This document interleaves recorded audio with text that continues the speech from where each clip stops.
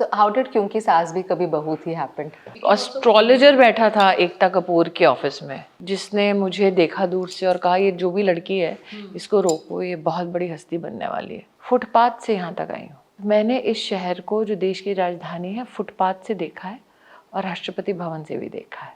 मुझसे कई बार लोग पूछते हैं आप इतना अच्छा झगड़ा करते हो, कैसे करते हो? बट कोई जेन्युइनली आपसे प्यार कर सकता है, राइट? तो आप, पता नहीं, अगर उसको मौत आई हो तो जरूर कर सकता है। आपने बताया आप फूडी है। बिल्कुल, करारी पतली जलेबी बनाएंगे। मुंबई में एक ही जगह जाना, माटुंगा में कैफे मद्रास, साकिनाका में एक जगह है, घाटकोपर ईस्ट में मरीन लाइन। आप मुझसे गली पूछिए मैडम, मैं आपको खाना बता दूं। रिश्तों के भी रूप बदलते हैं, नए नए सांचे में ढलते हैं। आज की जो हमारी गेस्ट है, उन्होंने रिश्तों के रूप के साथ हमारी सोच के सांचे भी बदल दिए। From being a waitress at McDonald's to being a Miss India finalist to now being the Union Minister of India, इन्होंने प्रूव कर दिया अगर औरत चाहे तो वो कुछ भी हासिल कर सकती है। So on this Women's Day special episode of Sunday Brunch, I'm going to be enjoying a meal at our favorite Smriti Irani's residence in Delhi. Let's go. उन्हीं की स्टाइल में।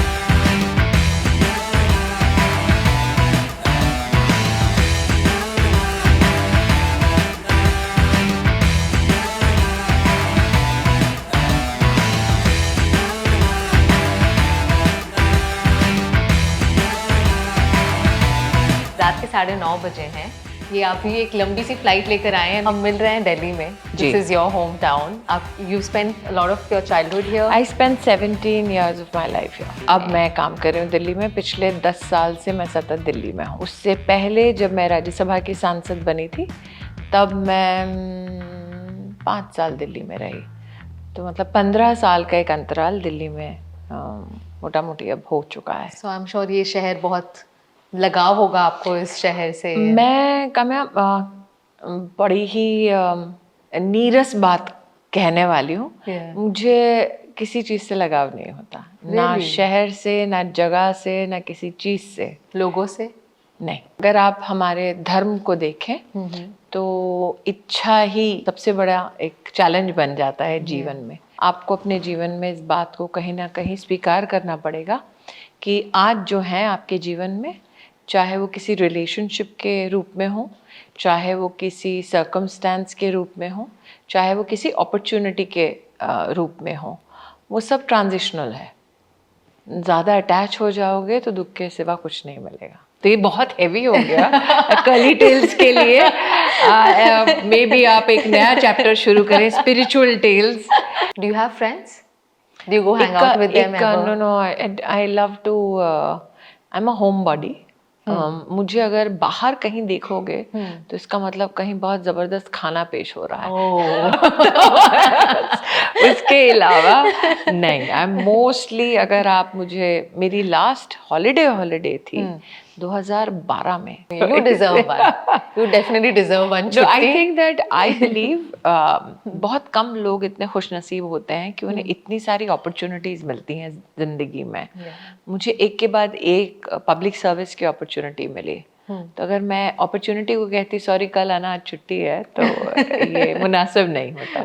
और जिसका बॉस बिना छुट्टी लिए काम करता हो 24 घंटे, आई थिंक कि आप कहीं ना कहीं अपने आप को भी टटोलते हैं। मैंने चूज किया to be a public servant, और सर्वेंट शब्द को अंडरलाइन करना चाहिए। तो आपको अवेलेबल होना पड़ेगा 24 घंटे, वरना you have no business being in this vocation. You know, I am a working woman, और मैं जानती हूँ कि मैं अपने काम की वजह से भी बहुत ट्रैवल करती हूँ, और जानती हूँ कि कितना मुश्किल होता है to manage everything and everybody's expectations.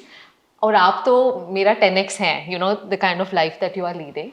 It's okay when you are pursuing your dreams, but घर पर मैनेज करना चीज़ें कैसे होता है आपके लिए? आपने पुरुषों से पूछा है ये सवाल? Exactly right. और उनसे कभी पूछा भी नहीं जाता ये सवाल। हाँ, उनसे कभी अपेक्षा नहीं होती, उम्मीद ही नहीं होती। हाँ, और मुझे लगता है कि इस कॉन्वर्सेशन को नॉर्मलाइज करने की ज़रूरत है।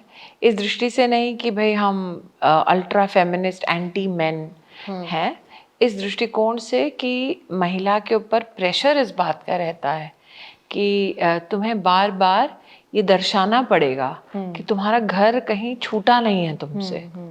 अब हर महिला कॉन्शियस है अपनी रिस्पॉन्सिबिलिटी की, मतलब मैं इंडिविजुअली बात कर सकती हूँ, मेरा निर्णय था कि आई विल हैव 2 चिल्ड्रन।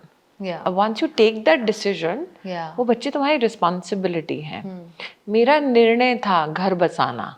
अब तुमने अगर निर्णय ले लिया है तो अपनी जिम्मेदारी का निर्वहन करो। तो अगर मैं उस कॉन्टेक्स्ट से देखूं तो फिर भी ठीक है, लेकिन जैसे ही एक्सपेक्टेशन है, अरे बाहर काम कर रही हो, घर कौन संभाल रहा है, that is, an added pressure brought especially on women, so that they keep proving that I'm good at both. ये मल्टीटास्किंग वाला शब्द भी उसी से इजाद हुआ है कि वर्क लाइफ बैलेंस सिर्फ औरतों की दृष्टि से बोला जाता है, मल्टीटास्किंग सिर्फ औरतों की दृष्टि से बोला जाता है। That is a very suave way of saying घर कौन संभालता है। I have had those questions posed, और मैं हमेशा, मुझे पता है कौन संभाल रहा है, लेकिन मुझे I don't need validation from somebody and I don't need somebody to hold me in judgement.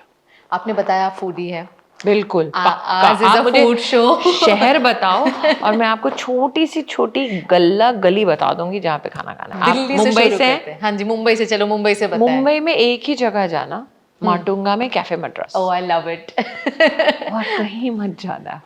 Uncle हैं, मैं वहाँ 25 साल से जाती हूँ। हाँ जी। उनको कोई फर्क नहीं पड़ता कि आज मैं कैबिनेट मिनिस्टर हूँ। उनको तब भी फर्क नहीं पड़ता था जब मैं सास भी कभी बहुती करती थी। वो हमेशा सबको लाइन में खड़ा करके ही एंट्री देते हैं। मैंने जब पहली बार कैफे मद्रास में कदम रखा तब मैं छोटा थिएटर करती थी, गुजराती। तो माटुंगा में एक थिएटर करने की जगह है। तो हम लोग बिल्कुल भूखे प्यासे, थिएटर में आपको शो का 250 रुपये मिलता था।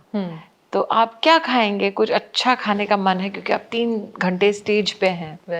तो मैं जाके चुपचाप ऊपर के खांचे में, जहाँ कोई पंखा वंखा, वहाँ एसी वैसी नहीं था, आज से 25-30 साल पहले भी अभी कुछ भी नहीं एसी था। नहीं है उनके। हाँ, तो वहाँ जाके खोपचे में वो जल्दी जल्दी खाने, और बोलते थे जल्दी करो।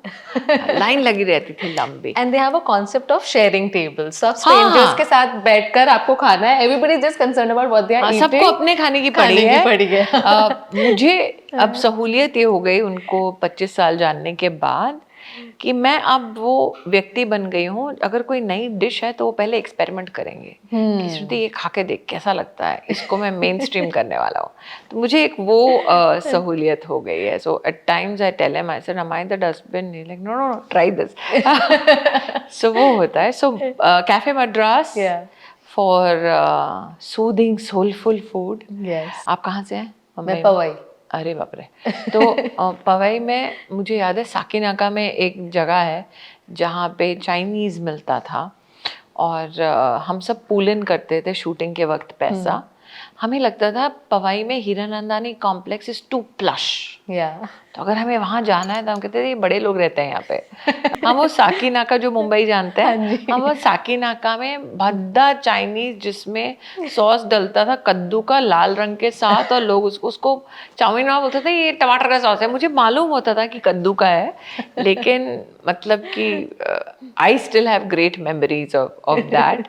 अगर आप सात बंगला के इलाके में रही हैं तो वहाँ चंद्रू हलवाई है, अगर आप कभी गए हो। पता नहीं अभी वो संडे को बनाते हैं कि नहीं। करारी पतली जलेबी बनाएंगे, कचौरी बनाएंगे, जो सिर्फ और सिर्फ संडे को बनाएंगे। और वो जलेबी वाले गल्ले के सामने is the best pani puri you will have in Mumbai, if not there.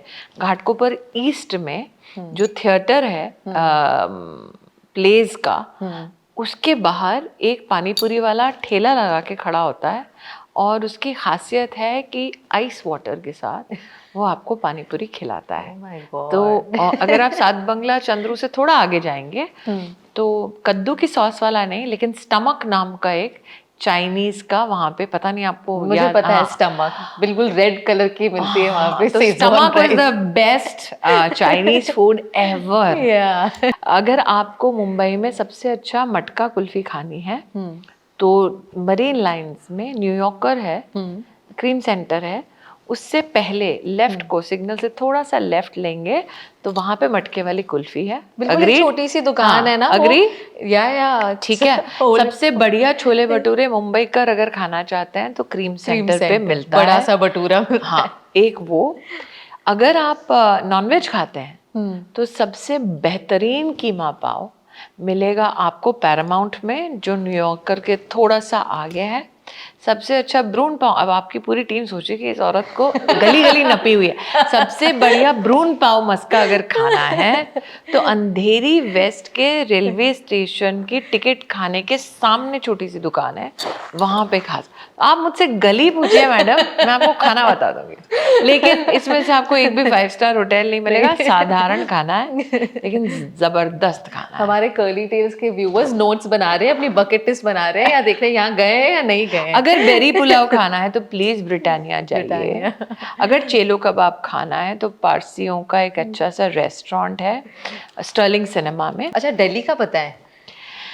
Delhi, Recommendations? In fact Delhi में अगर मैं आपको खिला पाऊँ तो लेडी हार्डिंग में मैं पैदा हुई थी, उसके ऑपोजिट एक बंगाल स्वीट हाउस है, उसके बाहर एक छोटा सा गल्ला लगता है पानी पूरी का, गोलगप्पे कहते हैं दिल्ली में उसको। मैंने उस परिवार की अब तीसरी पीढ़ी देखी है जो वहाँ गोलगप्पे मुझे खिलाती है। सो स्पेशल मसाला बनता है जब मैं जाती हूँ, मैं वहाँ छुटपन से जाती आई हूँ। मेरे पिताजी मुझे वहाँ ले जाते थे। अब भी जाते और हो? मैं जाती हूँ। अच्छा। हाँ, मैं कई बार उसको फ़ोन कर देती हूँ कि भैया मैं ना ऐसे ऐसे यहाँ से गुजरने वाली हूँ, 5 सेकेंड आऊँगी। उसके ऑपोजिट है दिल्ली का बहुत पुराना एक स्वीट शॉप, नाम है कलेवा। अगर आपको गाजर का हलवा खाना है तो कलेवा की जो नई जनरेशन है उनको लगा कि हम आइसक्रीम पार्लर खोलेंगे, हॉइटी टॉइटी वाला अच्छा है, लेकिन सबसे अच्छा इमली चुस्की वहाँ पे मिलता है। और उसी के ऑपोजिट है निरुलास, जिसका हॉट चॉकलेट फज, आप उसके बारे में हर दिल्ली वाले से सुन चुके होंगे। तो मतलब मैंने कहा ना, शहर बताइए, गली बताइए, मैं आपको खाने का ठिकाना बता दूंगी कि यहाँ जाके आपको खाने का तो शौक है, बनाने का है? हाँ, यू लाइक टू कुक? हाँ, the fact that I can describe food in such detail, and the fact that I can do it with such passion. Yeah. I do cook, but given the responsibilities, अच्छा, I have one क्या बोलते हैं इसको, flaw. सब्जियां खरीदने का बड़ा शौक है। ये वाली सब्जी है कि नहीं, वो वाली सब्जी है कि नहीं। सो कई बार परिवार सर पीट लेता है कि अब तो बंद कर दो, लेकिन आई थिंक कि मैं घर में कई बार आते जाते, द स्ट्रेंजर्स वॉज, जब मैं एक दिन प्रवास में थी छत्तीसगढ़ में, मुझे मुंबई लौटना था, शाम की फ़्लाइट थी, मुझे पता था घर पे कुछ नहीं बना है और मुझे पता था सब्ज़ी भी ख़त्म हो गई है। तो मैंने घर पे फ़ोन किया, कहा चिंता मत करो, मैं ये सब्ज़ी लेकर आ रही हूँ। एक्चुअली कैरीड सब्ज़ी outside the airport somewhere. I stopped at a bazaar, bought the sabzi, came home, made the sabzi, fed everybody, then went to work. हमने खाने की बातें कर ली। Now I'm curious to see कि आज आपके किचन में क्या बना है। So I have grandparents from different backgrounds. My dadi is a Maharashtrian, my dada is a Punjabi, my nani is from Assam, my nana is a Bengali, my husband's a Parsi. So you got everything. And you have full national integration at your house only. And the menu is also like that from all the states. तो हमने भी अभी मुंबई में एक restaurant खोला है, curly tales में। I know, मुझे आना है। नाम ही हमने रखा है इमली। So you get chats from all around India. तो मैंने जिस गोलगप्पे की बात की है, ये वो गोलगप्पा है, लेकिन ये वो मज़ा नहीं देगा जितना वहाँ पे लाइव खाने में मज़ा आएगा। ये अंकल की टिक्की है, वो देख के पता चल जाता है कि he was over excited, क्योंकि जब वो ओवर एक्साइट होते हैं और तब उनकी टिक्की थोड़ी डार्क निकलती है, जब वो मस्ती के मूड में होते हैं तो उनकी टिक्की थोड़ी कम भूरी होती है। तो पता चल जाता है अंकल का स्टेट ऑफ माइंड उस दिन। तो आप क्या पहले खाएंगे बताइए? आई विल हैव टिक्की, पर मुझे लगता है गोलगप्पे हमेशा golgappa. It's very tempting. You can never say no to golgappa. But you're too pristinely dressed for a golgappa. No, that's okay. हम तो फिर भी खा लेंगे। तो जब मैंने आपको 2 अलग अलग लोगों के पानी पूरी और गोलगप्पे का भेद बताया है, तो ये भी बोलना सही होगा कि ये आटे वाला है, चंद्रू हलवाई का मुंबई का सूजी वाला होता है, और जो फिलिंग होती है रगड़े वाली पसंद है, बूंदी वाली नहीं? नहीं। बूंदी वाली एक्चुअली उसको Okay. पता था आज कर्ली टेल्स आ रहा है, तो इसलिए उसने आलू वाली दे दी। उसने कहा दीदी वो लोग बॉम्बे वाले हैं तो वो लो। अच्छा ये थोड़ा मेसी है इसीलिए हाँ। इसको एलिगेंटली बिल्कुल नहीं खाया जा नहीं सकता। नहीं, और वैसे एंजॉय भी नहीं कर सकते। अच्छा इसकी मुझे खासियत ये है कि वो अपनी इमली की चटनी में आलू जरूर डालते हैं। इमली की चटनी में? अच्छा। हाँ, और ये जो आप देख रहे हो ये जो है, हाँ, इसे क्या कहते हैं? वाटरमेलन सीड्स हैं। आप तीखा खाएंगे मीठा? तीखा तीखा, आई लाइक तीखा। अच्छा बाप रे, मैं बिल्कुल तीखा नहीं खाती। बस थोड़ा सा ही, और मैं वो वाला पानी लूँगी। ये वो दही है दूसरा। हाँ जी। अच्छा जस्ट आप इतने प्यार से पानी पूरी खिला रहे हैं। पानी पूरी वाले भैया को देखे, पसीने वाले हाथ होते हैं, ऐसे करके डालकर सीधा। मैं अगर बहुत ही कंट्रोवर्शियल कह दूं, उसी में तो अच्छा स्वाद आता है। That's true. एक फोटो लेते हैं कि भैया आज बड़ा पौष्टिक था, थोड़ा गड़बड़ कर दी तुमने।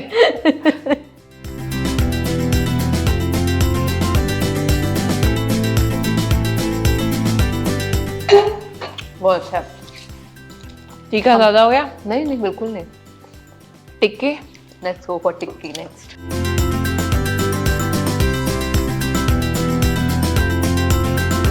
Would you like to have now? मैं तो बाकी चीजों को भी अटैक करूंगी ना। Thank you. But is there a meal that really touches your soul? Like ये खाना मुझे खाना चाहिए तभी आप।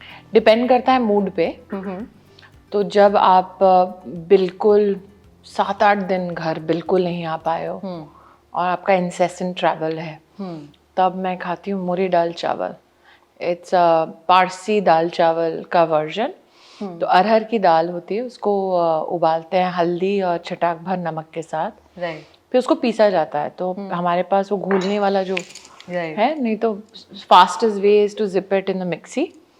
और फिर छौंका लगाया जाता है, थोड़ा सा जीरा, लहसुन और टमाटर, और फिर मैं मूरी दाल चावल खाती हूँ। That's like soul touching food. हाँ, दाल चावल। आई स्टिल रिमेम्बर कि मैं जब मिस इंडिया की फाइनलिस्ट थी तो ओबरॉयज में सबको रखा गया। हाई फैशन, अच्छा है, बहुत बढ़िया। Uncle will be very happy. So high fashion और बड़े बड़े ब्रांड्स, बड़े लोग, और सबसे पूछा जा रहा था फाइनलिस्ट के लिए कि कल मिस इंडिया फाइनलिस्ट कब जमावड़ा है, आज जिसको जो खाना है खा लो। तो यू नो मरने से पहले सबको पूछा जाए तुम्हारी अंतिम इच्छा क्या है। सो एवरीबडी स्पोक अबाउट मुझे स्पेगेटी खाना है, मुझे ये खाना। आई स्टिल रिमेम्बर आपको क्या खाना है, मैंने दाल चावल।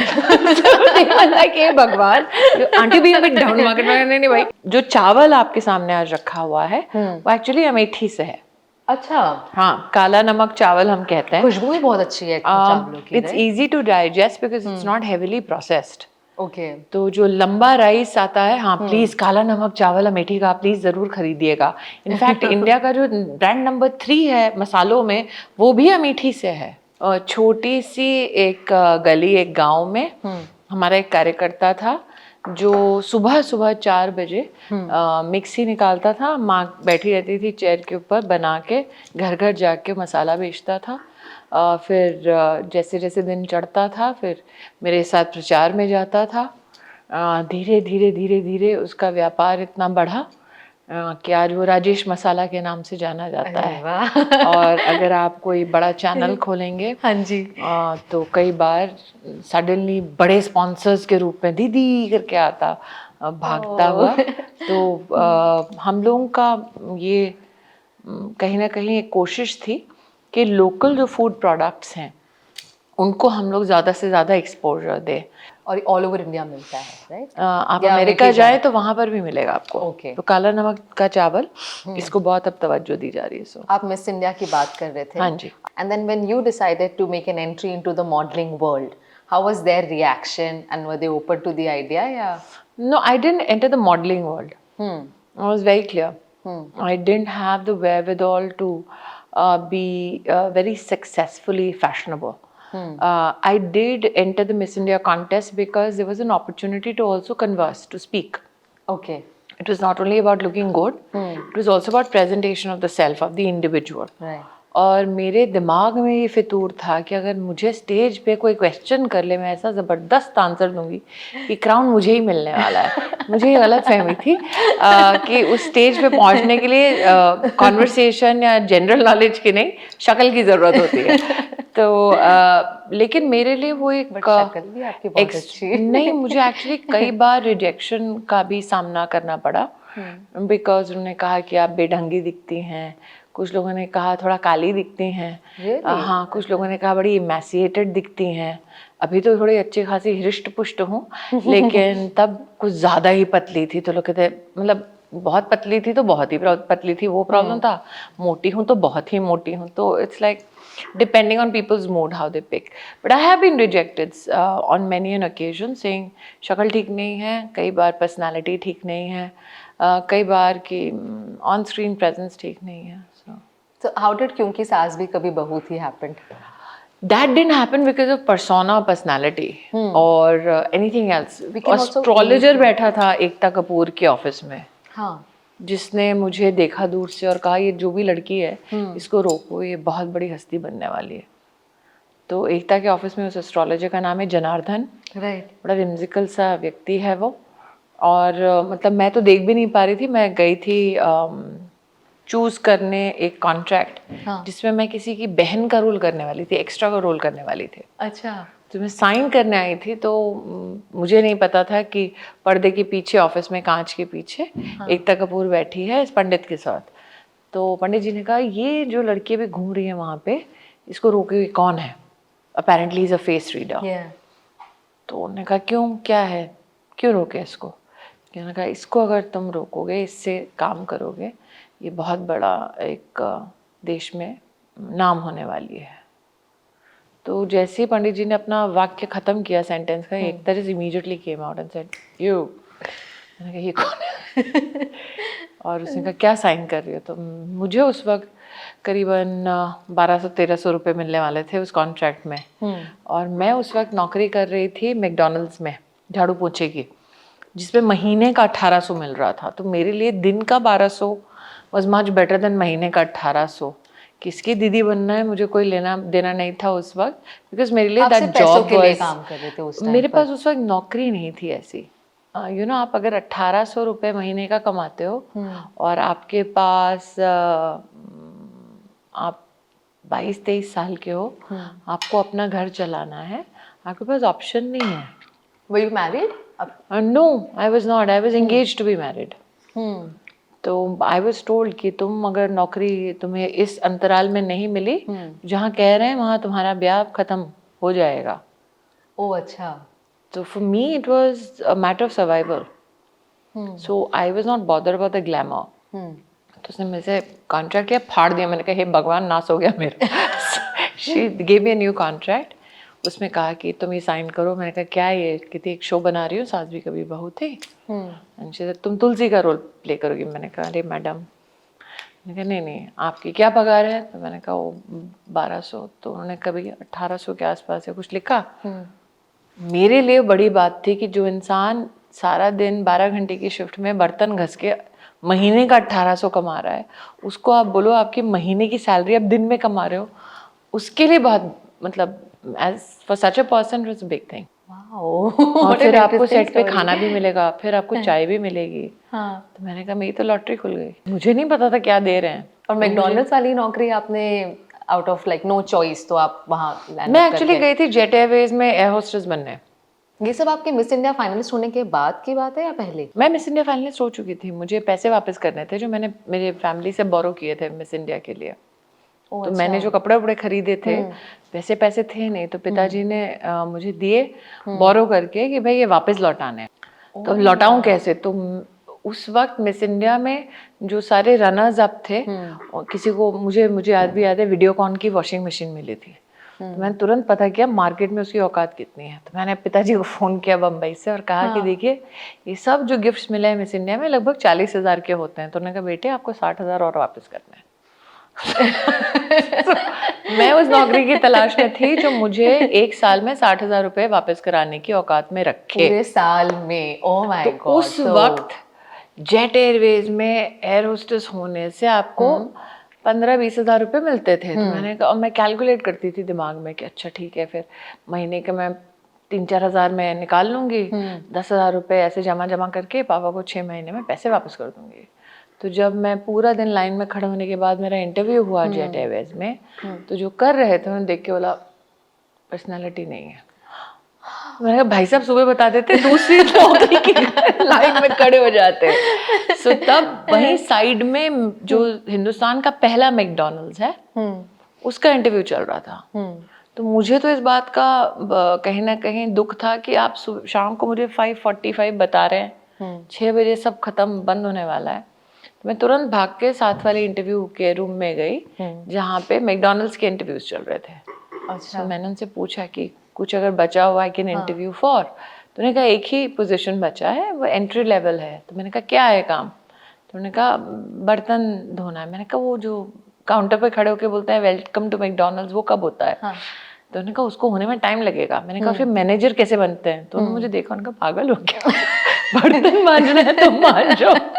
So that's how I got my first. And how long did you work there at McDonald's? Before you got? It was a good, I don't know, 3-4 months. I was whenever I got a break, I went and auditioned. Okay. तो अगर मुझे थोड़े थोड़े पैसे मिलते तो मैं audition करती।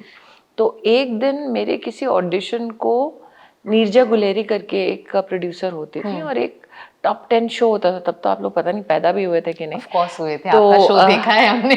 नहीं उस शो से पहले मैंने इनफैक्ट अगर आपने हम 5 नाम का सीरियल देखा है तो उसमें स्वीटी को वो लोग रिप्लेस कर रहे थे। तो मैं स्वीटी का भी ऑडिशन दे के आई थी। उसमें भी रिजेक्ट हो गई थी कि मैडम आपका सेंस ऑफ ह्यूमर ठीक नहीं। मैंने कहा हाँ जी साहब ठीक है। सो क्या पता था रोने धोने से I laugh my way to the bank. But फिर मुझे अचानक फोन आया, किसी ने कहा कि इस लड़की को हिंदी आती है। मुझे शौक लगा कि अच्छा हिंदी आना इतना बड़ा टैलेंट है, इतना बड़ा टैलेंट है मुंबई में। मैंने दिल्ली में तो सब बोलते हैं। तो मुझे बुलाया गया, तो मुझसे कहा गया ये पढ़ना थोड़ा। तो करीबन 10-15 पेज की स्क्रिप्ट थी। मैं धड़ धड़ धड़ पढ़ती गई। तो मैंने कहा अरे ये तो बिल्कुल शुद्ध हिंदी बोलती है। मैंने कहा और जबान साफ है। मैंने कहा तो उन्होंने कहा अच्छा नीलम कोठारी जो एक्टर हैं वो अचानक बीमार हो गई थी। तो उनका सेट वेट लगा हुआ था। उन्होंने कहा खर्चा ज़ाया हो जाएगा, तो किसी बच्चे को लाओ जो कम से कम वो एक एपिसोड कर दे, ताकि अगले हफ्ते नीलम की तबीयत ठीक होगी तो दोबारा शूट कर लेंगे। अब नॉर्मली शिफ्ट आप लोग करते हैं तो 9 घंटा 10 घंटे की शिफ्ट होती है। तो उन्होंने कहा मेकअप आता है? मैंने कहा नहीं आता। बाल बनाने थे? बिल्कुल नहीं। वो खुद करना होता था उस टाइम पर? मतलब if you hire a star's makeup person, then the cost is very high. Okay. If Chila Chalu actors like me would get introduced, then आप टेक्नीशियन को मेकअप आर्टिस्ट को फिर कम पे कर सकते हैं। किसी का असिस्टेंट आके कर सकता है। You will look at because that's a very Bombay word. I'm sorry, but I was a new actor, right? तो उनको लगा कि यार इसको नीलम का मतलब नीलम के मेकअप मैन की औकात भी मुझसे ज्यादा थी। तो मैंने कहा कि आप मतलब क्या किसी असिस्टेंट से काम चाहे? मैंने कहा मुझे क्या फर्क पड़ता है। सो काम हुआ और जो काम होने में 5-6 घंटे लगते हैं वो मैंने 1 घंटे में ख़त्म कर दिया। पीस टू कैमरा बोलते हैं। मतलब आप कैमरा में अगर सीधा देख के बोले अपनी लाइनें और एक्टिंग भी साथ में कर लें, उसको पीस टू कैमरा कहते हैं। तो जो पीस टू कैमरा 5-6 घंटे में रिकॉर्ड होता था, मैंने 1 घंटे पूरे शिफ्ट का काम ख़त्म कर दिया था बिना टेलीप्रॉम्प्टर के। हाँ, मैं आज भी अगर एक कागज़ पढ़ लूँ तो मुझे दोबारा कागज़ पढ़ने की ज़रूरत नहीं है। मैं आपको वर्बैटम वो कागज़ वापस दोहरा सकती हूँ। तो तब प्रोड्यूसर की बत्ती जली। उन्होंने कहा अरे बाप रे, इससे 2 कार्यक्रम अभी कराओ ताकि नीलम जी को हम बोलेंगे। पैसा बचता था। तो मान लीजिए कि एक सुपरस्टार 1 लाख रुपए ले रहा है, मुझे 2,000 रुपए मिले, लेकिन उस प्रोड्यूसर के लिए इतना किफ़ायती हो गया कि भैया मेरी इतनी बचत भी हो गई, टेक्नीशियन का पैसा भी बच गया, शिफ्ट भी 1.5 शिफ्ट नहीं। So I turned out to be a very affordable actor. So every producer called every producer, अरे सुना क्या ये बच्चे का नंबर कहाँ है, लाओ। And suddenly I started getting calls कि आप अभी आ सकते हो? I'm like what is happening? So one of the calls कि सिर्फ इस लड़की को देखना है, दिखती कैसी है, वो शोभा कपूर। तो मुझे फोन आया शोभा कपूर के यहाँ। तो मैंने कहा कौन? तो उन्होंने कहा अरे जितेंद्र। मैंने कहा अच्छा जितेंद्र। जैसे आप आइए मिलिए। तो I remember Shobha ji met me garage में, बालाजी टेलीफिल्म्स चलता था नीचे, तो मुझे भी लगा तहखाने में क्यों बुलाया है। एंड शी सेड मैं आपकी बेटी से अपनी मिलवाना चाहती हूँ। तो Ekta just looked at me and said no. So that was my first meeting with Ekta when she So looked she had at met me. you before the astrologer But she recommended. obviously she didn't remember, Yeah, because she yeah. just looked at me and she said, "No, mommy, please." So In front of you, she did that? yeah. You see, we behave very differently in front of successful people. Yeah. और मैं हमेशा ये मानती हूँ कि इंसान की असली फितरत तब पता चलती है जब आप उनके साथ बिहेव करें जिनके पास ना सत्ता है ना सक्सेस है। मुझे कई लोग मिल चुके हैं जो मतलब क्योंकि उन्हें लगता है कि आपकी अहमियत नहीं है तो वो आपके साथ मिसबिहेव करते हैं। वही लोग फिर जब आप सक्सेसफुल होकर उनके सामने जाएंगे ऐसे बिहेव करेंगे जैसे आप ब्रह्मांड की सबसे बड़ी देन है। So I have been through that. You spoke about astrology, और मैंने कहीं पढ़ा कि बचपन में एस्ट्रोलॉजर ने आपके फादर को ये भी कहा था कि बड़ी बेटी कुछ नहीं कर पाएगी। हाँ, बिल्कुल पक्का। और दूसरे एस्ट्रोलॉजर ने कहा कि ये कुछ बनने वाली है। हाँ। तो आप एस्ट्रोलॉजी में मानती हैं या नहीं मानती? देखिए, मेरा जन्म का समय नहीं है, तो एस्ट्रोलॉजी को बहुत ही एग्जैक्ट साइंस मानते हैं हमारे यहाँ पे। तो उसकी एक प्रीकंडीशन ये है कि आपके जन्म का समय होना चाहिए। और कई लोग कहते हैं कि नहीं समय नहीं, हम निकाल लेंगे, मैं उसमें विश्वास नहीं करती हूँ। तो जिसके जन्म का समय नहीं उसकी एग्जैक्ट कुंडली नहीं हो सकती। तो फिर भी कुछ लोग इक्का दुक्का तुक्का मार के कई चीज़ें बोलते हैं। मेरा ये विश्वास है कि it's an exact science, it is not a science that is to be rubbished because it is synchronized with some aspects of astronomy as well. Yeah. Because it's a study of planets and the physiological impact on human beings of it. तो मैं उसको disregard नहीं करती, लेकिन मेरे बारे में कोई कुछ घोषणा कर दे तो ये भी नहीं है कि मैं मतलब मेरे लिए पत्थर की लकीर हो जाए कि हाय भगवान उसने ये कह दिया तो मैं अब ये नहीं कर पाऊंगी। So I've never needed validation for my aspirations or my desire to achieve a goal. I have never needed मैं अगर अकेले भी उस परस्यूट में जा सकती हूँ, मैं कभी सहारा नहीं तलाशती।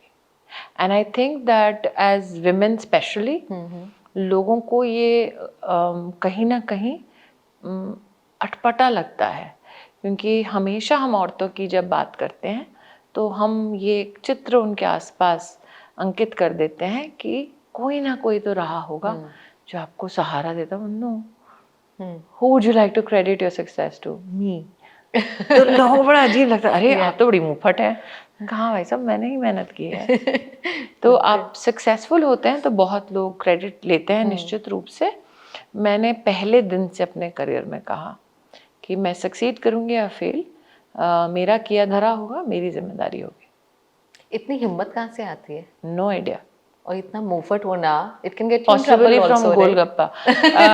Yes, it does get you into trouble, but there's no other way of living life. Right. You can't live life being always apologetic for being you. You can't live life, चाटुकारिता में जिंदगी नहीं जी जाती। अगर झुको तो इसलिए झुको क्योंकि सामने वाले के लिए मन में या तो सम्मान है या प्रेम है या आदर है। इसलिए मत झुको कि सामने वाले के पास शोहरत है, ताकत है। मैंने तब भी नहीं किया था। देखो मैं इस शहर में फुटपाथ से यहाँ तक आई हूँ।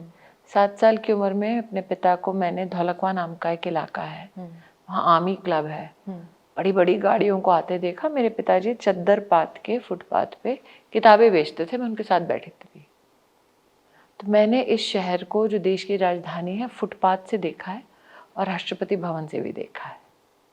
तो मैं जानती हूँ कि कितना टेम्पररी है सब कुछ। बिल्कुल। तो इसीलिए मैं मुंहफट हूँ, क्योंकि जब गरीब थी तब भी थी मुंहफट, और यहाँ पहुँच गई।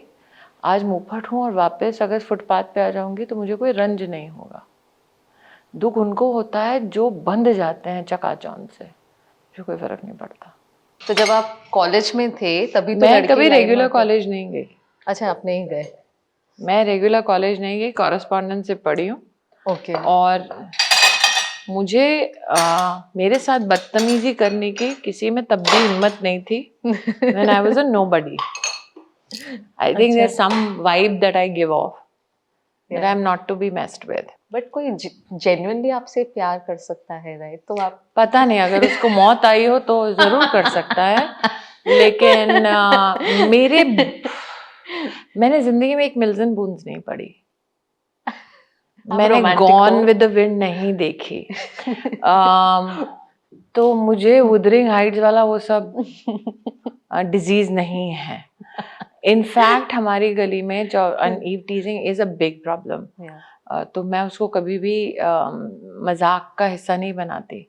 हमारे यहाँ पे गली मोहल्ले में, और हम गवर्नमेंट बस्ती गलीज में रहते थे, गवर्नमेंट हाउसिंग में, आरके पुरम नाम की जगह है दिल्ली में, वहां पे रहते थे. और वहां पे अगर किसी ने किसी को बोल दिया कुछ, तो लड़कियां सबसे पहले मेरे पास आती थी कि इसको पेलना है, इसको पीटना है. पीटा है आपने कभी? पीटा है, एक बार तो ऐसे पीटा है, मतलब जो आरके पुरम में रहते हैं उनको उसकी ज्योग्राफी समझ में आएगी.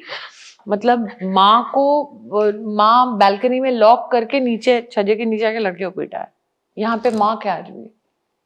और वो माँ किस लिए है, क्योंकि उस लड़के ने हमारे गली में किसी लड़की को छेड़ा वेड़ा था. उसको पेल रही थी, उसके 2 दोस्त देख रहे थे. मेरी माँ को नहीं पता था कि मैं मारपीट करती हूँ. तो मेरी माँ दोपहर को, उनको बेचारी, उनका रेस्ट का समय था, तो उन्हें हल्ला सुना नीचे से. तो उनको लगा ये एक हल्ला करने वाला शायद मेरे ही बच्चा हो, तो वो झांकने आए बैल्कनी से. तो मैंने गली के एक बच्चे को कहा, ये लॉक कर जल्दी, इससे पहले कि माँ नीचे बैल्कनी से उतर के आए. तो जो जीना बोलते हैं उसको, पता नहीं बम्बई में क्या बोलते हैं, दिल्ली में तो यही बोलते हैं हम लोग, जीना, ऊपर से नीचे आते हैं. जीना मैंने लॉक करा दिया था कि जल्दी लॉक कर, इससे पहले कि माँ नीचे आए मुझे मारे. तो मेरी माँ पहली बार उसने देखा कि मैं किसी को मार रही हूँ. She was aghast and she was like, hey, no. And then she said something which really embarrassed me. उन्होंने लड़के को देख के बोला, छोड़ दो लड़की है. I said, यार मत बोलो. That is that one moment when the guy socked me right under my chin. I was like, and I was bleeding, and I was like, mummy please यार जाओ. And she was like horrified.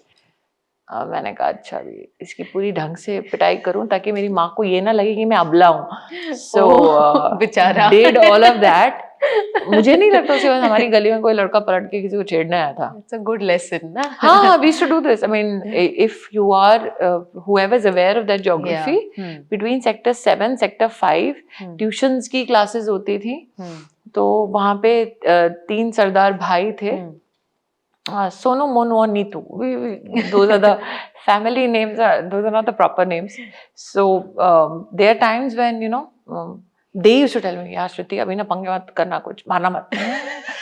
Sad bunch of boys, तू पंगे मत करना. They used to study in Ramjas, and they're like, "यार please तू पंगे मत करना." So I've been through all that. Yeah, but also Tulsi as a character was very moved. She was respectful. I used to write a lot of the dialogues, because एक they used to tell me कि मैं उसे हमेशा कहती थी, यार ये रोने पिटने वाली अबला नारी वाली मैं एक भी लाइन नहीं बोलने वाली हूँ.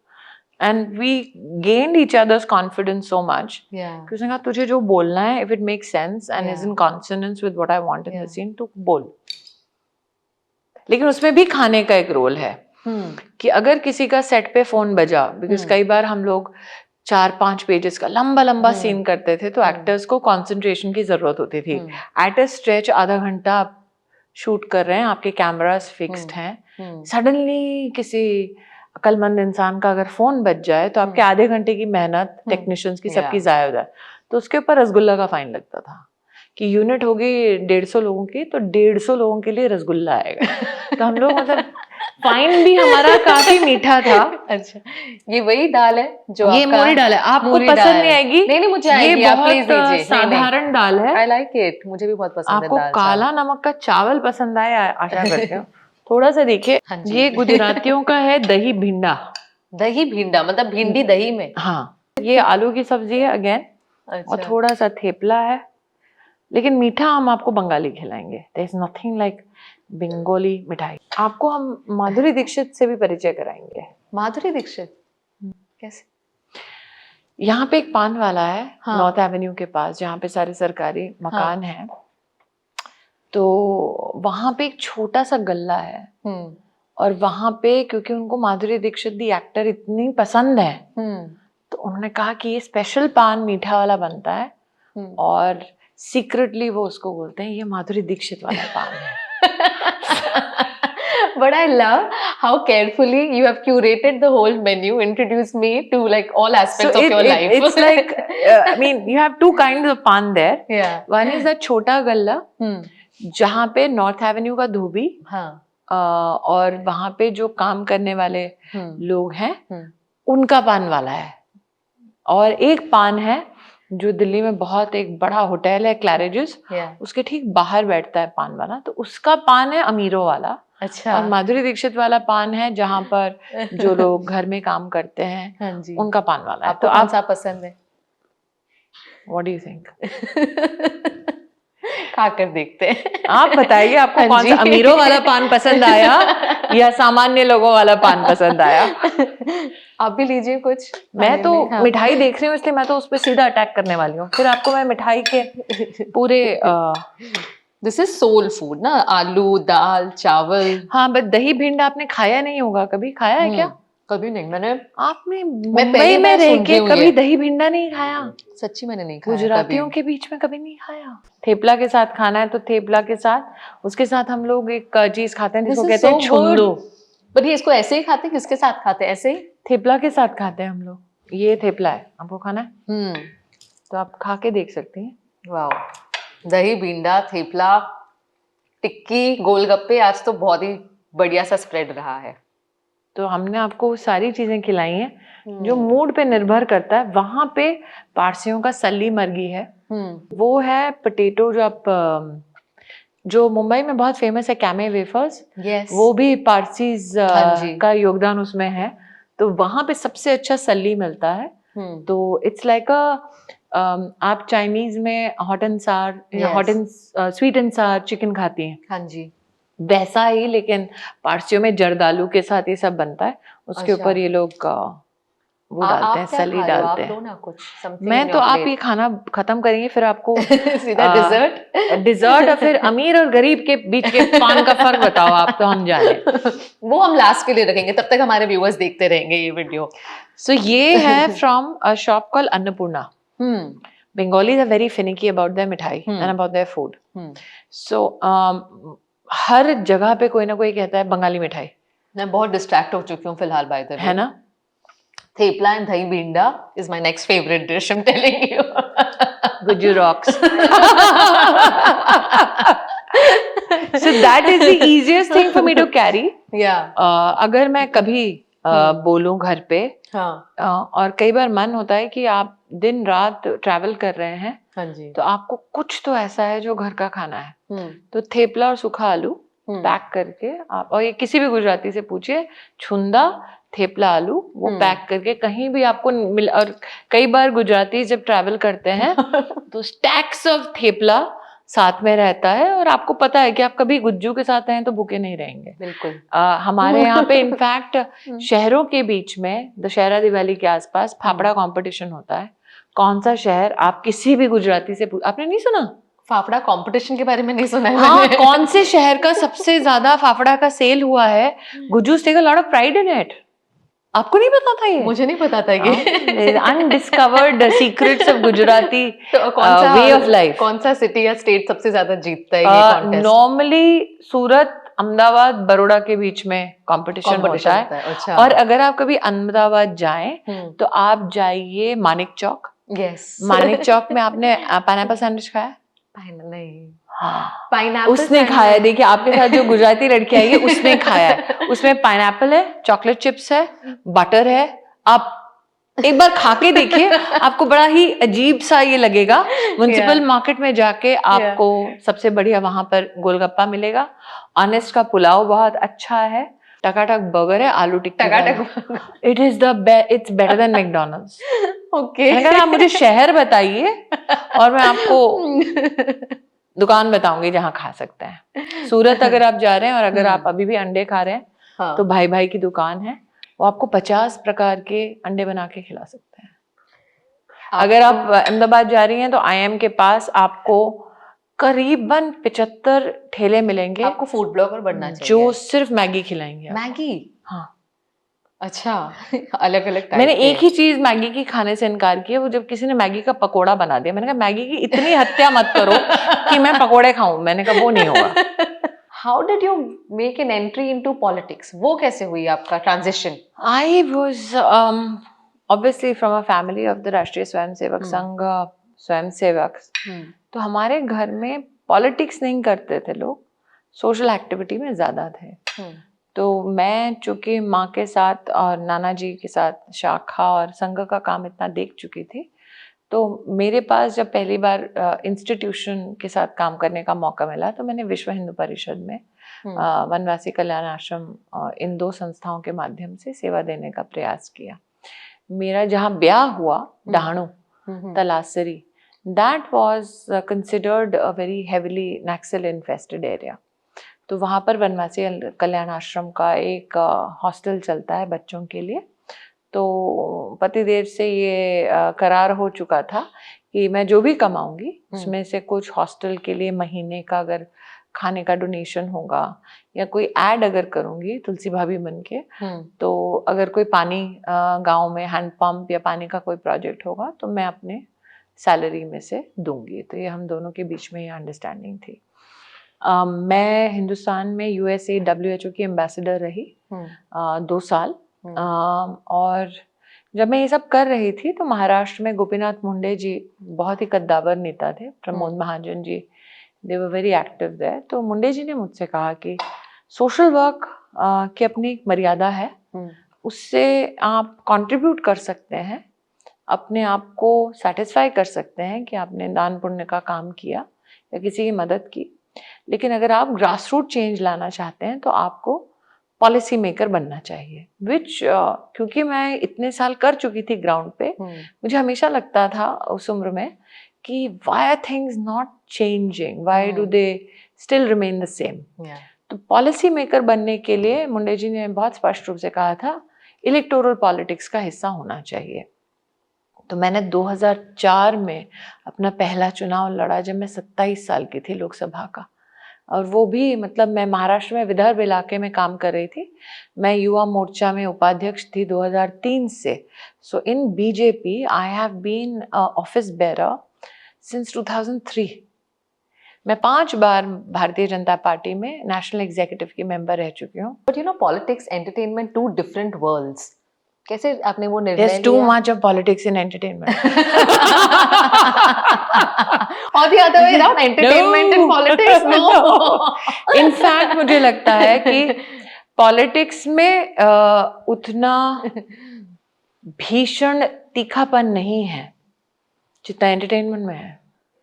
Really? And since I've been in both areas with over 2 decades of experience, I can bluntly tell you कि पॉलिटिक्स में आप कार्यकर्ताओं के साथ काम करते हैं, आपका आधा जीवन, आधे से ज्यादा जीवन कार्यकर्ताओं के साथ जाता है।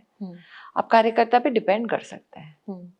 तो आज मैं जैसे कल नागपुर थी और नागपुर में अश्विनी नाम की एक लड़की है जो महामंत्री है।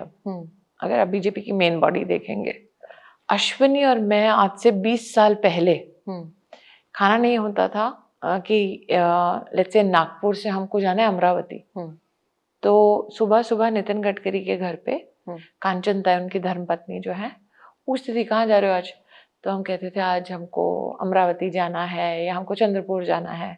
तो ताई हमको कांदे वाला पोहा खिला के भेजती थी कि ढंग से खाना खाओ, पूरा दिन क्या होगा पता नहीं। देन हम लोग कहते थे यार यार टिफिन विफिन तो होगा नहीं, तो थोड़ा संतरा उठा लिया, नागपुर है आफ्टर ऑल, वो उठा के चले गए। Imagine you are travelling the whole day, you have no adequate eating facility, you're 2 women, and no loo to go to, so you don't want to drink water because you don't want to get into trouble.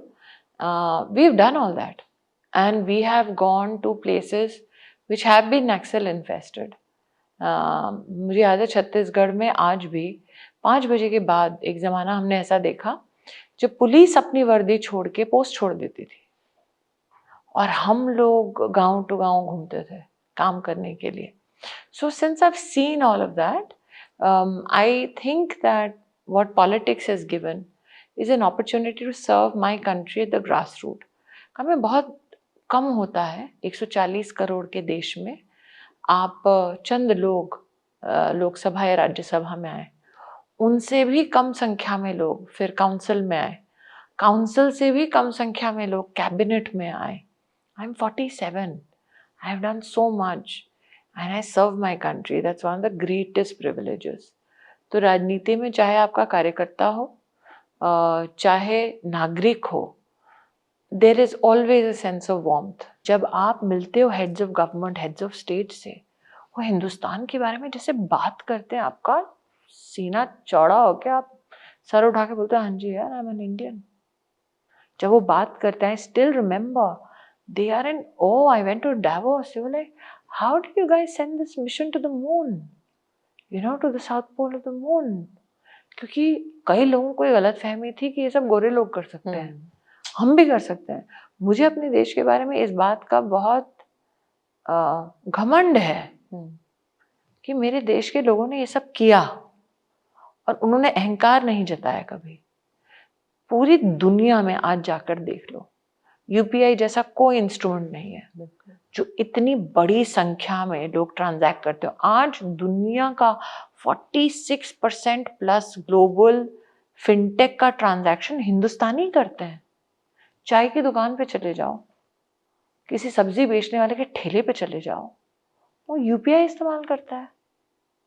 ये आप कितनी बड़ी बड़ी countries में, उनके लिए वो खुद आश्चर्यचकित रहते हैं कि हे भगवान, ये हिंदुस्तान में हो रहा है. So to say that yes, मेरे देश में चाहे चाय वाला रेडी पे हो या प्रधानमंत्री के पद पे हो, ये हम कर सकते हैं. तो कई आपके तो कई दर्शक हैं न्यू जनरेशन वाले, वो तो उनको तो समझ में भी नहीं आएगा. मुझसे कई बार लोग पूछते हैं, आप इतना अच्छा झगड़ा करते हो, कैसे करते हो?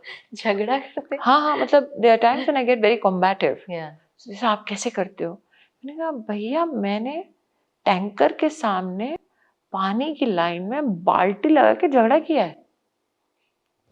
यू नो, अगर आज से कोई 30 साल पहले, right, 47, so when I was 7 years old, Delhi में किसी से पूछ लो कि आज से 30 साल पहले, 25 साल पहले गर्मी का मौसम मतलब क्या, वो आपको बताएगा टैंकर आता है, आप बाल्टी निकालते हो, मम्मी कहती जाओ जगह रोको. हाँ, जाओ जगह रोको, आप लाइन में खड़े हो जाओ. और मम्मी कहेगी जब बेटा, जैसे ही you are inching close to the tanker का नल, तब मम्मी आके जगह ले लेगी और फिर मम्मी बाल्टी भर के ले. That is how we have lived our lives. So for me then to be in the office of the prime minister who is now saying कि 14 करोड़ घरों में मैं नलका लगवा रहा हूँ, that's overwhelming. There's definitely a lot of, sense of pride today. I think just being in India and being Indian anywhere around the world also. About being an Indian, yes. We have 2 crore Indians who are a part of the international diaspora. Yeah. We have 7 heads of government who are of Indian origin. Can you imagine? True. और सभी का बिल्कुल अब it's not as if we didn't have potential. Yeah. It's not as if we didn't have ambition. Yeah. It is not as if we needed somebody to rescue us. We just needed somebody to believe in us. Yeah. And to say, तुम 1 कदम चलो, मैं 2 कदम चलूंगा. That's what Modi has done. Yeah. Right. How is it working with him? I have worked with him now for 18 years. One, he will always know your subject and supplementary subjects and ancillary information. So you better be well read. Second, he will remember what you said 10 years ago. तुमने उस दिन यहाँ पे इस subject पे ये बोला था. ठीक है. कई लोग. Third, he is not very keen on flattery. He sees through nonsense very quickly. I have seen him not digest it, become very uncomfortable with it. उनको ये सब flattery, मक्खन मारना ये सब पसंद नहीं है. He is purely and purely work oriented. He is very transparent. He is a master precision worker. But what is good is, I mean, he's what, 72 years old. There's a great age difference. And he never shies away from hearing new ideas. He does not ever make you believe कि सब कुछ उनको उनके हिसाब से चाहिए. He's open to suggestions. He gives a keen ear to new things that's happening. What is the best about working with him? He doesn't expect you always to be the bearer of good news. He wants to hear the critique first. Yeah. But he's very mindful. He knows कि ये criticism सिर्फ criticism के लिए है या किसी मुद्दे में बिल्कुल प्राण है तो वो जल्दी उसको pick up करते हैं. Never forgets. Never forgets. Do you and him bond over Gujju food? No, I don't have the guts to even gulp in his presence. Really? I'm very, very clear. कि मुझे अगर कोई कहे कि हाँ बैठ के खाना खाए हम बिल्कुल नहीं. I think that he deserves that respect. Yeah. Not only as a boss, but also as an elder. Yeah. मैंने कभी अपने पिताजी के साथ बैठ के खाना नहीं खाया ढंग से. आपने आज वैसे I आज would भी नहीं खाया wait. है. I would wait for the elders to finish, and then I would do it. So for me, my prime minister is my family. Yeah. So how can I treat him differently? You did mention about negative news happening. तो आपको कितना affect करता है जब भी कोई ऐसी controversy? Recently I ran into a controversy and I was just नहीं, मुझे लगता है कि औरतों के लिए विशेषता जो पर्सनल टिप्पणी करते हैं ना, आई तो हम विल फॉल अपार्ट में, I don't fall apart. I'm very clear that I have to be very, very concise in how I deal with the challenge. At that time, if I'm distraught emotionally, then my brain will stop working. So I'm very clinical when it comes to, and I know when somebody is making a sexual comment, so that I can be so demeaned that I break into tears. I don't care. I also feel that if there is a controversy at hand, and you genuinely have not made a mistake, you should use either legal or social media instruments to inform people better. अच्छा, बहुत serious बातें हो गई. एक fun game खेलेंगे. Never have I ever. अच्छा, मिठाई तो खा लो पहले. अच्छा चलो. Never have I ever eaten a pan called Madhuri Dixit. नहीं, for every time you have done something, you have to take a bite of the mithai. अच्छा. Never have I ever secretly binge watched my own show just to relive my acting glory Never. days. No, अच्छा. Never. Okay. Never have मतलब वे लोगों को भी torture करो, खुद को भी टॉर्चर करो, ऐसा थोड़ी ना होगा. Never have I ever witnessed a filmy scene in the parliament. Never. I have witnessed one scene where somebody who was in the opposition once, उसने अपनी oath ली, सरदार जी थे, and मैं निकल रही थी, राज्यसभा में तब मैं थी, तो उनको मुझसे मिलना था क्योंकि उनके लिए मैं तुलसी थी. तो आए, उन्होंने कहा बहन जी मैं नया नया आया हूँ. मैंने कहा जी कॉन्ग्रेचुलेशंस बहन जी, आप तो उस तरफ हो, मैं इस तरफ हूँ. ऐसे नो प्रॉब्लम सर, दोनों तरफ से देश की सेवा हो सकती है, आप चिंता ना करें. तो सडनली ने कहा बहन जी अगर आप माइंड ना करो मैं एक बात पूछूं. मैंने कहा हाँ जी पूछिए पूछिए. तुसी थोड़े फैटी नहीं हो गए ना? हाँ जी भाई साहब. So I've had those conversations, but I've never had a filmy conversation ever. I'll never forget that gentleman. All right. Never have I ever checked into a hotel and indulged in a day full of self-love and pampering. Never. आप तो holiday पर भी नहीं गए हो. हाँ, ये क्या होता है पैम्पर? आपको मिठाई खानी है या नहीं? किसी मैं के एक लिए नंबर की कंजूस हूँ. मैं जाके होटल में चेक इन करूँ ताकि मुझे ऐशो आराम मिले. मैं 5-5 सेकंड में घर में फोन कर रही होंगी, इसने ये खाया कि नहीं, इसने ये किया कि नहीं, फिर ऑफिस फोन कर रही होंगी, फिर अमित फोन कर रही होंगी. Never. Okay. Never have I ever lied to my kids और माय हस्बैंड. छोटा मोटा तो झूठ नहीं, बच्चों को तो कभी नहीं बोला, हस्बैंड को बोला. मैं उसको भी नहीं बोला. Okay. Never have I ever fake complimented someone's cooking. I have. Yeah? Yes, yes. मौका मिल गया फाइनली हाँ, मिठाई खाने का. मैं झूठ नहीं बोलूंगी. I have. बहुत वाहियात. एक बार किसी के यहाँ पे खाना खाया, बड़ा अच्छा है. Okay. अच्छा, और वो भी इसलिए किया था कि कोलीग की धर्मपत्नी ने उसको हॉस्टेज लिटरली रखा था. हाँ. कि कभी स्मृति को मैं खिला नहीं पा रही हूँ ना, I want to indulge and all that. मुझे पता था अगर मैं उसकी बीवी को कॉम्प्लीमेंट नहीं किया उसकी बहुत पिटाई होगी घर पे. कर देती हूँ. मैंने उसको बाद में बोला था अभी मत बोल यार, बड़ी नहीं झेलता हूँ. Never have I ever missed a parent teacher school meeting because of work. Never. No? Okay. Never. That was one of my rules. You've given birth to children, you better be responsible for them. Never have I ever praised someone excessively before giving a critical feedback. Never. Yeah, I don't expect you to do Haan, that. now you know. I know. Never have I ever forgotten a line or two while giving a speech. Never. Never have I ever had a full conversation without being able to recall the person's name. Never. नाम याद रहता है आपको. Never have I ever gave a fake reason to excuse yourself from a meeting. Never. आपने तो सब में मिठाई कैसे खाओगे आप? मैंने बोला था ना, मैंने किसी को बहुत बहुत कॉम्प्लीमेंट किया था वाहियात खाने के लिए, हाँ जी. उसमें मैंने खा लिया. अच्छा, ठीक है. शॉपिंग पसंद है आपको? सब्जी. What is the shopping सब्जी की? हाँ सीरियसली, सब्जी. और अगर आप किफायती सूट खरीदना चाहते हैं हाँ. तो लाजपत नगर में केसी क्रिएशंस है. अच्छा. जो दिल्ली की लड़कियां उनको मालूम है. हाँ. ये केसी क्रिएशंस में कई बार जो आप बड़े बड़े डिजाइनर्स के कपड़े देख रहे होते हैं, आपको अचानक थान पे वही कपड़ा मिल जाएगा. इसलिए केसी क्रिएशंस में प्लीज जाइएगा. जब आप कर्ली टेल्स टेक्सटाइल वर्जन करें तब मुझसे पूछे, मैं आपको बता दूंगी इस देश में कौन सा थान कहाँ पे कैसे बिक रहा है, कौन सी एम्ब्रॉयडरी कहाँ कैसे बिक रही है, वो मैं आपको बता सकती हूँ. आपको ट्रैवलिंग का शौक है?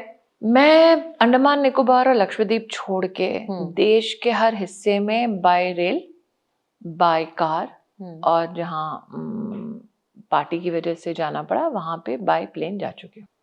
सिर्फ दो ही जगह पे मैं बाय रोड नहीं गई हूँ या मैंने एक्सटेंसिव ट्रैवल नहीं किया. तो इसीलिए आप मुझे किसी भी जिले में ले जाएंगी, हाँ जी. मैं आपको खाने की जगह जरूर बताऊंगी. आप क्या एम्बिशन रखते हैं? कुछ What is it नहीं. that you want? कुछ नहीं.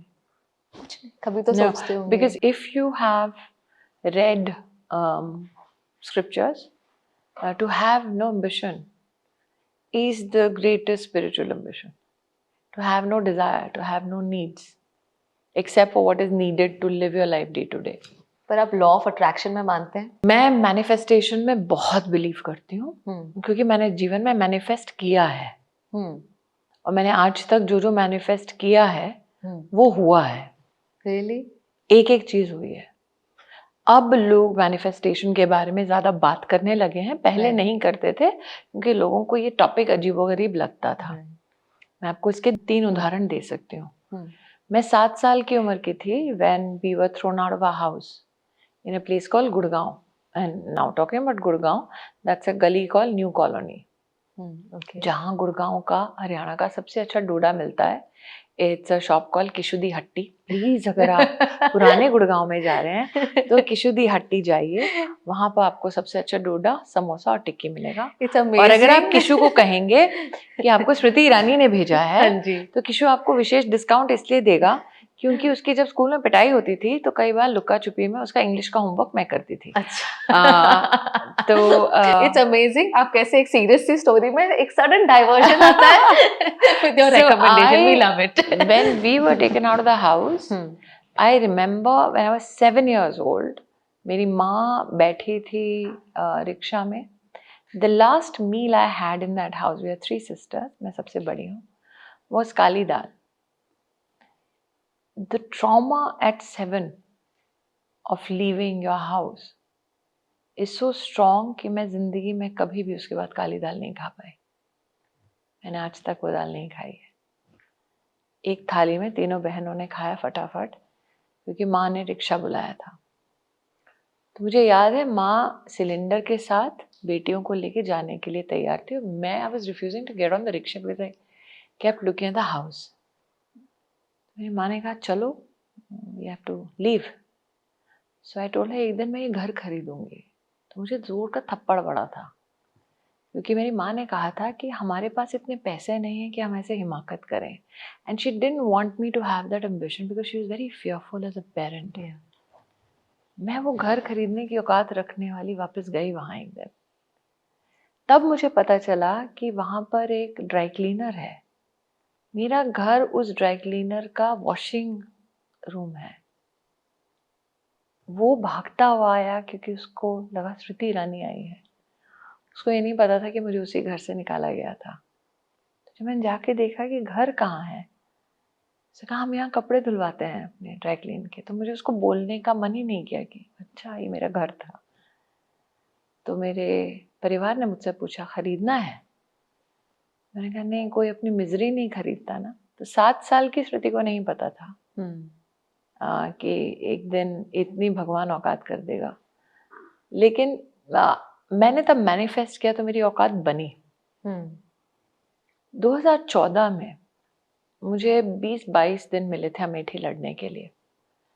अगर आप मेरा कोई भी इंटरव्यू उठा के देख लें, मैं लड़ी, लेकिन जब चुनाव का रिजल्ट आया मैंने कहा कि देखना 19 में मैं जीतूंगी। तो सबको लगा सदमा हो गया कि हार का सदमा बर्दाश्त नहीं कर पाई। मुझे स्पष्ट पता था कि ये होने वाला है। तो I believe very strongly in the power of manifestation.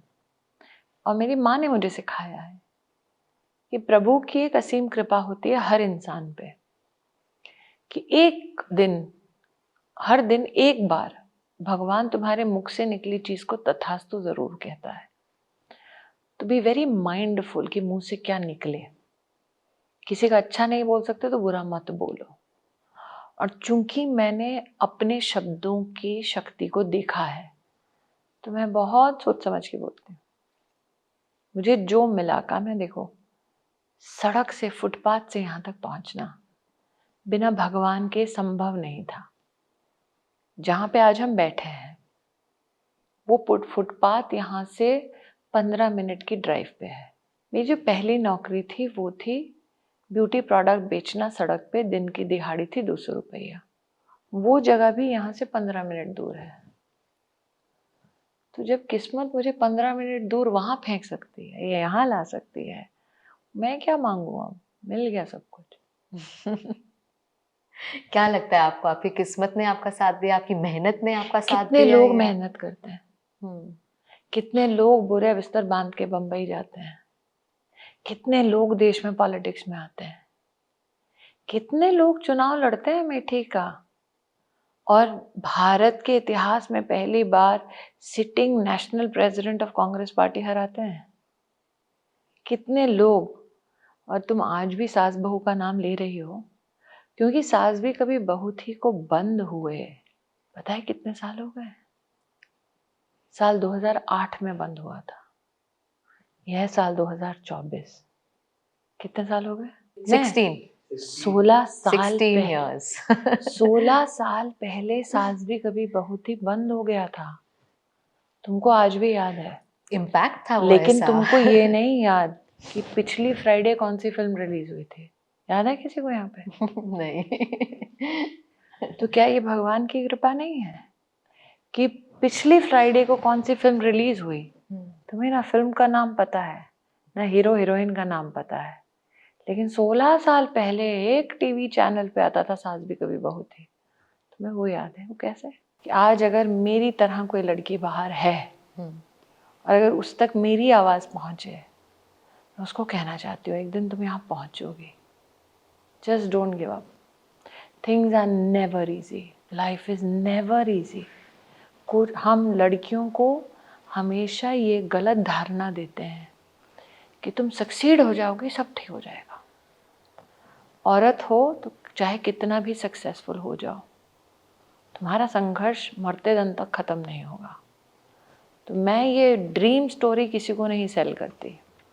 कई बार बच्चे कहते हैं ना, मम्मी आप कहते थे 10वीं तक पढ़ लो बस सब ठीक हो जाएगा, 12वीं तक पढ़ लो सब ठीक हो जाएगा, ग्रेजुएट हो जाए सब ठीक। तो we give hope right to our next generation.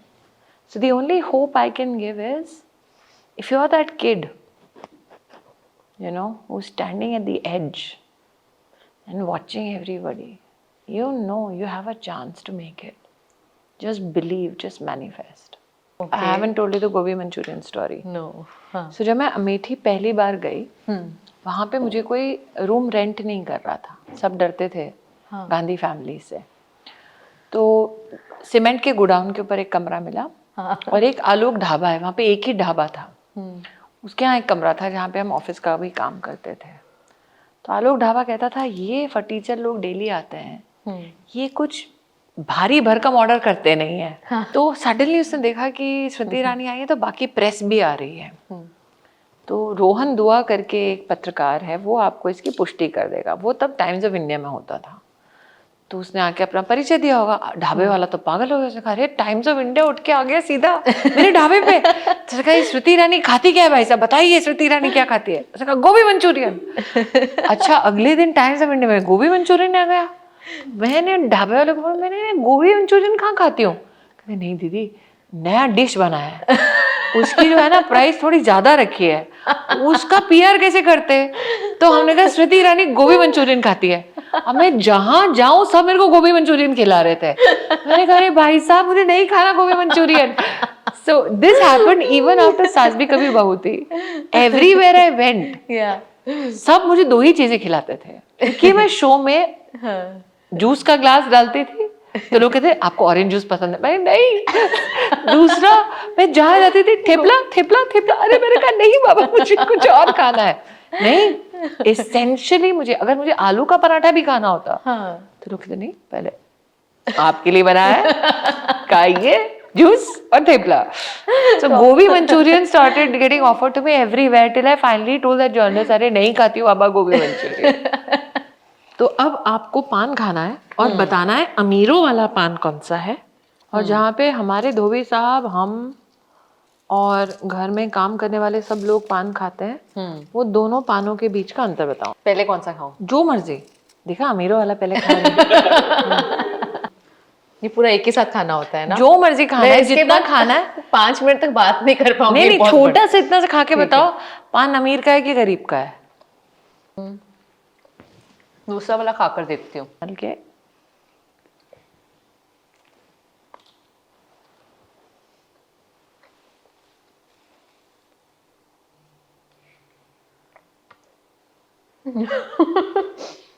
ये ज्यादा मीठा था, मुझे ये ज्यादा पसंद आया अमीरों वाला।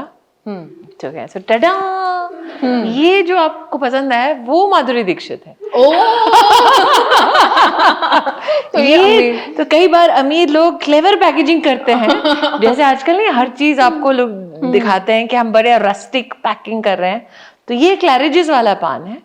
ओह अच्छा। जहाँ पे ल्यूटियंस दिल्ली के इट लोग जाते हैं। ओह अच्छा। तो उनको थोड़ा ऑथेंटिक लगे तो इसीलिए उसने पत्ते में डाला है। ये जो मोहतरमा आप खा रही हैं गोल्डन फॉइल के साथ, ये एक्चुअली कोई हाई फाई गोल्डन फॉइल नहीं है। ये आपको स्टेशनरी की दुकान पे जो पतला वाला मिलता है, जिसकी कीमत 5 रुपए भी नहीं है पूरे उसके रोल की, ये है माधुरी दीक्षित। Worth it. बहुत See, अच्छा she is worth it as an actor also and as a and fan her also. namesake also. She's a legend. Absolutely. And in fact, one of the people who judged me for Femina Miss India was Madhuri Dixit. Fun trivia. Fun trivia. I get fascinated with the variety of food we have in our country. जो कहते हैं ना हर 5 kilometre में भाषा, भेष और खान पान बदल जाता है। एक्चुअली आपको हर किलोमीटर में कुछ नया मिलेगा। बिल्कुल। तो I am like people, relationships and circumstances, I'm not beholden to food also. Okay. But mood पे डिपेंड करता है। कभी चित्रकूट, कभी सौंदेश, कभी मिष्टी दोई, कभी puran poli. You really have like a really good spread from around India. आप अपनी हेल्थ का कैसे ध्यान देती हैं? आपको लगता है मैं हेल्थ का ध्यान दे रही हूँ? But you are a role model. नहीं, मैं नहीं देती। I think when you're working 20 hours a day, you have to be very realist.